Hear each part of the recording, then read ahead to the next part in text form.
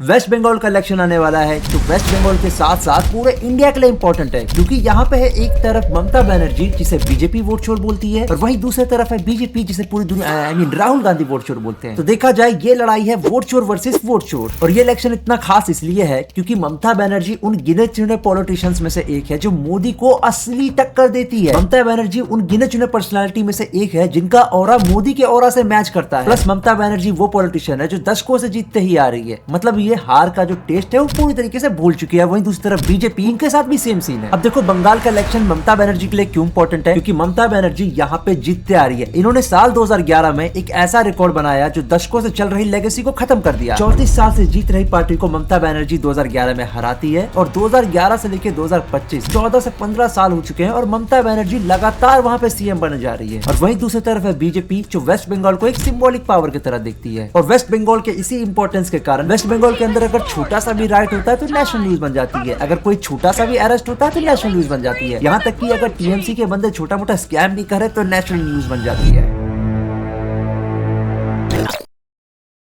अब देखो वेस्ट बंगाल के अंदर आज के टाइम पे सिर्फ दो ही मेन पार्टी है, पहला तृणमूल कांग्रेस जो ममता बनर्जी की है और दूसरी बीजेपी जो नरेंद्र मोदी की है। ममता बनर्जी से पहले वेस्ट बंगाल में राज था लेफ्ट फ्रंट पार्टी का जो 34 साल तक राज करते हैं। और इसको अगर डिटेल में जाना तो मैं ममता बनर्जी के ऊपर ऑलरेडी एक वीडियो बना चुका हूँ, जाके देख लेना। और अगर ममता बनर्जी ये वाला इलेक्शन जीतती है तो ममता बनर्जी लगातार चौथी बार सीएम बनेंगी। 3 बार तो बनी चुकी है और 2026 का इलेक्शन जीतते ही चौथी बार बन जाएगी। प्लस 2021 के इलेक्शन की बात की जाए तो ममता बनर्जी ने जीती थी 215 सीट और अगर टोटल वोट पोल्स की बात की जाए तो 48% वोट ममता बनर्जी के पक्ष में थे। तो इससे आप अंदाजा लगा सकते हो ममता बनर्जी कोई एरी गैरी प्लेयर नहीं है वेस्ट बंगाल के अंदर, one of the most powerful player है। मैं कहूंगा अभी तक की सबसे पावरफुल प्लेयर है। और वहीं पे दूसरी तरफ है बीजेपी, पहले तो नरेंद्र मोदी के नाम पे पोस्टर छापती है, अच्छे से ऐड करती है कि आएंगे तो मोदी, अब की बार मोदी सरकार, लेकिन जैसे ही जीत जाती है किसी 2 IQ के सीएम को बिठा देते हैं दिल्ली के अंदर। तो क्या बीजेपी वाले यही चीज वेस्ट बंगाल के अंदर करने वाले, क्योंकि ये लोग प्रचार में तो मोदी जी का चेहरा दिखाएंगे, लेकिन जब वहाँ पे सीएम बिठाने की बात करी जाएगी पता नहीं किसी को ही बिठा देंगे, तुमसे ना हो पाएगा। प्लस बीजेपी किसी से डरे न डरे ममता बनर्जी से जरूर डरती है। और इसका एक कारण है कि पिछले इलेक्शन में ममता बनर्जी ने बीजेपी को बहुत ही बुरी तरीके से हराया। इसके बावजूद बीजेपी ने पूरा हंगा लगा दिया, मोदी जी के नाम पे रैली करी गई। इसके अलावा बहुत सारे एडवर्टीजमेंट किए गए, दुनिया भर के प्रचारों पे पैसा खर्च किया गया, लेकिन जब चुनाव का रिजल्ट आया तो बीजेपी को 80 सीट तक नहीं मिली। तो अब आप इससे अंदाजा लगा सकते हो बीजेपी को कहीं डर लगे न लगे, वेस्ट बंगाल में पक्का डर लग रहा है। और शायद यही रीजन है कि हाल फिलहाल में वेस्ट बंगाल के अंदर रेड चल रही है, ईडी। अब आप में से ज्यादातर लोगों को अगर नहीं पता तो मैं बता दूं, अभी हाल फिलहाल में वेस्ट बंगाल के अंदर रेड हुई आईपैक एजेंसी के अंदर। आईपैक एजेंसी बेसिकली वो एजेंसी है जो पॉलिटिकल पार्टी के लिए स्ट्रेटजी बनाती है, किस तरीके से ऐड करना चाहिए, किस तरीके से पोस्ट करना चाहिए जिससे आपकी जो छवि है आम लोगों के अंदर अच्छी हो जाए। और इससे पहले आईपैक जो था बीजेपी के साथ भी काम कर चुका है पिछले इलेक्शन में और बीजेपी वो इलेक्शन जीत चुकी थी। और इस बार आईपैक ममता बनर्जी के साथ काम कर रहा है। सारा का सारा IT सेल जो है टीएमसी का वो आईपैक ही संभाल रहा है। और अभी जितनी भी स्ट्रेटजी बनाई गई है वेस्ट बंगाल को इलेक्शन को जीतने के लिए वो इनके ऑफिस में ही है। तो लोगों का इसलिए कहना है कि ईडी ने जो रेड मारी है वो इसलिए मारी है ताकि आईपैक की एजेंसी में जाए और ममता बनर्जी की जो भी स्ट्रेटजी है वेस्ट बंगाल इलेक्शन को जीतने की वो बीजेपी वालों को पता लग सके। अब देखो इसमें सबसे खतरनाक ट्विस्ट ये हुआ, जैसे ही ईडी वहां पर रेड मारने गई, जनरली ईडी कहीं पर रेड मारने जाती है सारे के सारे पॉलिटिकल बंदों की हवा निकल जाती है, पर वहां पे थी ममता बनर्जी जो भागे भागे बहुत सारे पुलिस वालों के साथ वहां पे गई और ईडी के ऑफिसर्स को रोक दिया और वहां से कुछ फाइल्स लेके चलती बनी।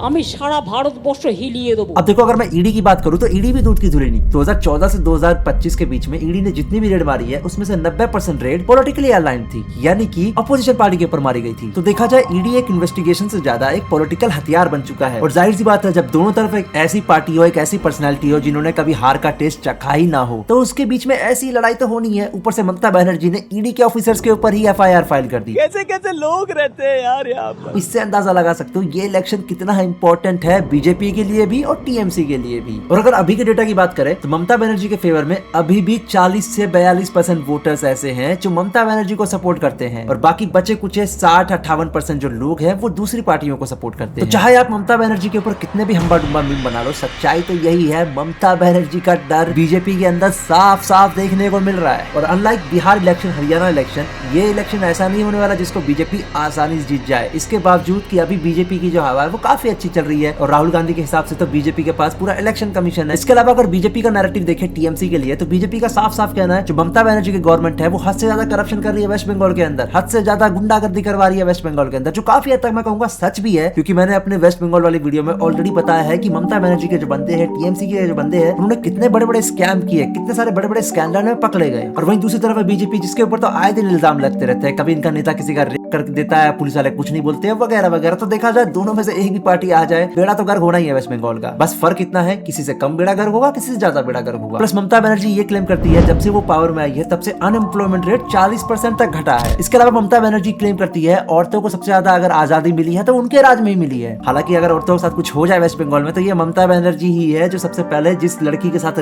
हुआ है उसी पे इल्जाम डालती है कि ये लड़की बाहर में क्यों गई गुल्लू गुल्लू करने। और वहीं दूसरी तरफ ममता बनर्जी ये भी इल्जाम लगाती है बीजेपी के ऊपर ये लोग इलेक्शन कमीशन के साथ मिलकर बहुत सारे वोटर्स का नाम काट रहे हैं ताकि ममता बनर्जी को हराया जा सके। और अभी कुछ ही महीने पहले इलेक्शन कमीशन ऑफ इंडिया ने SIR यानी कि स्पेशल इंटेंसिव रिवीजन चलाया था, जिसमें इन्होंने काफी सारे लोगों के नाम वोटर लिस्ट से हटा दिए। 58 लाख यानी कि 58 लाख नाम को हटा दिया गया है। और जैसे ही इलेक्शन कमीशन ये SIR करता है तो ममता बनर्जी साफ साफ बीजेपी पे इल्जाम लगाती है कि बीजेपी इलेक्शन कमीशन के साथ मिलकर उनके खिलाफ षड्यंत्र रच रही है। इसके अलावा ममता बनर्जी बोलती है सिर्फ उन्हीं जगहों से मास डिलीशन की गई जहां पर टीएमसी के सपोर्टर्स हद से ज्यादा हैं। और इसके रिस्पांस में टीएमसी क्या करती है, वो डोर टू डोर वेरिफिकेशन करती है कि किन किन जेन्युइन लोगों के वोट्स हटा दिए गए हैं। तो मामला साफ है, एक तरफ है बीजेपी इलेक्शन कमीशन वर्सेस दूसरी तरफ है ममता बनर्जी।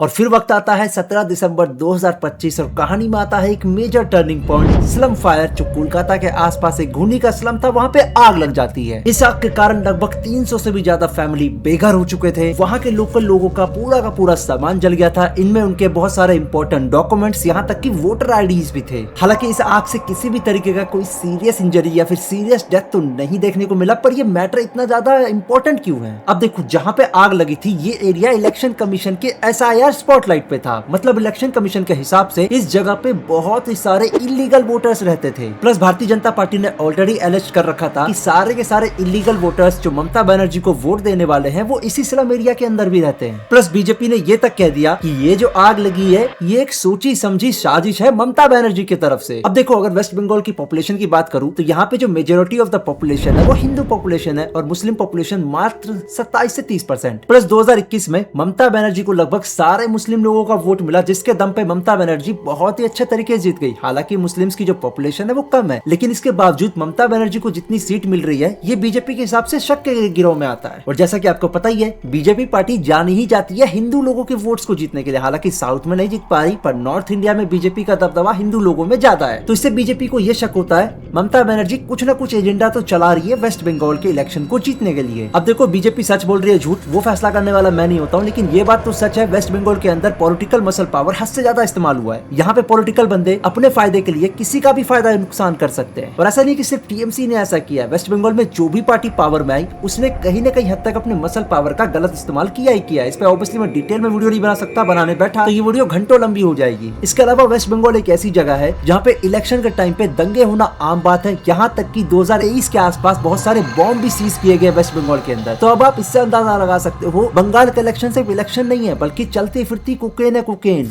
सॉरी मौत है मौत। पूरा का पूरा वेस्ट बंगाल क्रिमिनल से भरा पड़ा है और यही रीजन है यहाँ पे दंगे होना, बॉम्ब मिलना, गोलियां चलना, लोगों की मौत होना, आग लगना, ये बहुत ही कॉमन हो चुका है। तो देखा जाए क्रिमिनलाइजेशन के मामले में वेस्ट बंगाल के अंदर टीएमसी फिलहाल बीजेपी के आसपास तो नहीं है। तो एक तरीके से आप ये कह सकते हो ये जो लड़ाई है क्रिमिनल्स वर्सेस क्रिमिनल्स की चल रही है। और जिस जगह पे क्रिमिनल्स इलेक्शन लड़ रहे हो उस जगह पे करप्शन ना हो ऐसा हो ही नहीं सकता। और जाहिर सी बात है, मैं अपने वेस्ट बंगाल की वीडियो में ऑलरेडी बात कर चुका हूँ कि कैसे टीएमसी के जो बंदे हैं हद से ज्यादा करप्शन कर चुके हैं, हद से ज्यादा स्कैम कर चुके हैं, लोगों का, आम जनता का हजारों करोड़ों गायब कर चुके हैं। और रही बात बीजेपी की, तो इनका नाम तो आए दिन करप्शन में आते रहता है। एसएससी स्कैम ले लो या कोई सा भी स्कैम ले लो, कहीं ना कहीं हद तक बीजेपी का नेता इन्वॉल्व रहेगा ही रहेगा। और कोई छोटे मोटे स्कैम नहीं, कहीं पे 50 करोड़, कहीं पे 100 करोड़, 500 करोड़, बहुत ही बड़े बड़े अमाउंट होते हैं। और ये सारे अमाउंट किसके जेब में जाते हैं? जो भी पार्टी पावर में होती है या फिर पावर में आने वाली होती है। और दुख की बात यह है, वेस्ट बंगाल के पास कोई और अच्छा ऑप्शन है ही नहीं।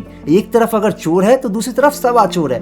करप्शन इस हद तक है कि जॉब के वादे तो किए जाते हैं पर वो अच्छे से निभाए नहीं जाते। हालांकि पेपर में तो आपको देखने को मिलेगा बहुत ही अच्छे तरीके से जॉब क्रिएशन हो रही है, युवाओं को रोजगार मिल रहा है, पर सच्चाई तो ये ऐसा कुछ भी नहीं है और है भी तो बहुत ही लो लेवल तक है। इन द एंड मैं ये कहना चाहूंगा वेस्ट बंगाल का इलेक्शन ही नहीं बल्कि अपने आप में इंडिया की तकदीर होने वाली है, पूरे वेस्ट बंगाल की तकदीर होने वाली है। चाहे आप वोट किसी को भी दो, बंगाल का भला उतना भी अच्छे तरीके से नहीं होने वाला जितना आपको लगता है। चाहे वो टीएमसी जीते, चाहे वेस्ट बंगाल के अंदर बीजेपी जीते, वेस्ट बंगाल की हालत या तो बदतर होगी या तो बद से बदतर होगी। बाकी आप क्या सोचते हो, बीजेपी को जीतना चाहिए या टीएमसी को जीतना चाहिए? जो भी जीते मेरे को क्या, मेरा काम तो वीडियो बनाना था। बाकी गाइस, आई होप आपको वीडियो मजा आया होगा। नहीं मजा आया कोई बात नहीं, न्यूज़ बॉय के कमेंट सेक्शन में जाओ, वहां पे गाली दे के आओ, पर मुझे कुछ मत बोलना। हम मिलते हैं आपसे अगले वीडियो में, तब तक के लिए सायोनारा।